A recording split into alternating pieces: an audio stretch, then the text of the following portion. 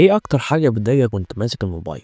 اكيد الاعلانات المزعجة اللي بتظهر فجأة وتقضي عليك اي حاجة شغال عليها. النهاردة نتكلم على طريقة بسيطة وسهلة لإلغاء الاعلانات دي دائما، تمام؟ سواء اللي بتظهر بسبب التطبيقات الغريبة او حتى الاعلانات الانترنت عشان تستمتع بموبايلك من غير اي ازعاج. السلام عليكم ورحمة الله وبركاته، يا أحلى ناس في الدنيا، عاملين إيه؟ يا رب تكونوا بخير. النهاردة نتكلم عن أكتر حاجة بتضايقنا كلنا وإحنا بنستخدم الموبايل، وهي الإعلانات المزعجة اللي بتظهر فجأة وبتقطع علينا أي حاجة شغالين عليها. في الفيديو ده هنشرح لكم طريقتين سهلين جدا لإيقاف الإعلانات دي، سواء كانت بسبب التطبيقات غريبة أو حتى الإعلانات الإنترنت. وقبل ما نبدأ قول لي في تعليقات أكتر إعلان عطل عليك حاجة مهمة، وهل فكرت قبل كده تفرمت الموبايل علشان تتخلص من الإعلانات؟ ويلا بينا نبدأ ونقول بسم الله. وأول طريقة معانا وهي إلغاء التطبيقات اللي بتظهر إعلانات فجأة. أول ما إعلان يظهر ويشتغل معاك فجأة وأنت بتستخدم الموبايل، اضغط على الزر المربع أو الزر الشمال الموجود في الموبايل من تحت في الأسفل اللي بيظهر التطبيقات المفتوحة في الخلفية. هتلاحظ وجود تطبيق غريب هو السبب في إظهار الإعلان. ضغط مطول على التطبيق وهتلاقي معلومات التطبيق.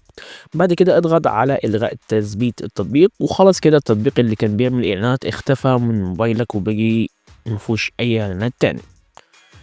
جربت الطريقة دي قبل كده وفاكر اسم التطبيق اللي كان بيعمل إعلانات عندك؟ اكتب لي في التعليقات.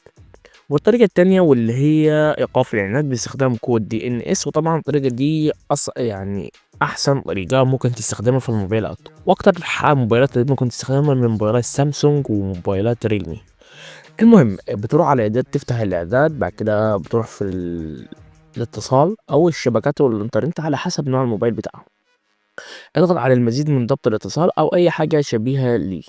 بعد كده هتلاقي خيار DNS خاص، دس عليه واضغط عليه، اكتب الكود داتي كم اللي هو dns.adguard.com. بعد كده اضغط على حفظ. دلوقتي الاعلانات اللي على الانترنت مش هتظهر لك والموبايل هيشتغل معاك اسرع واهدى. وايه رايك في الطريقه دي؟ وهل شايف اسهل من الطريقه الاولى ولا الطريقه الاولى هي الاسهل؟ وكده نكون وصلنا لنهاية الفيديو. النهاردة اتكلمنا عن طريقتين سهلين جدا لإيقاف الإعلانات المزعجة. الطريقة الأولى خاصة بالتطبيقات الغريبة، والطريقة التانية خاصة بالإعلانات اللي على الإنترنت باستخدام كود DNS. وقول لي في التعليقات جربتوا أي طريقة فيهم وإيه رأيكم، ولو عندكم طريقة تانية أو مشكلة معينة اكتبوا لي علشان نتناقش في فيديوهات جاية. ما تنساش تعمل لايك للفيديو ده ولو عجبك، واشترك في القناة لو لسه مش مشترك، وشارك الفيديو مع أصحابك علشان الكل يستفيد. وأشوفكم في فيديو جديد قريب جدا، ويلا سلام.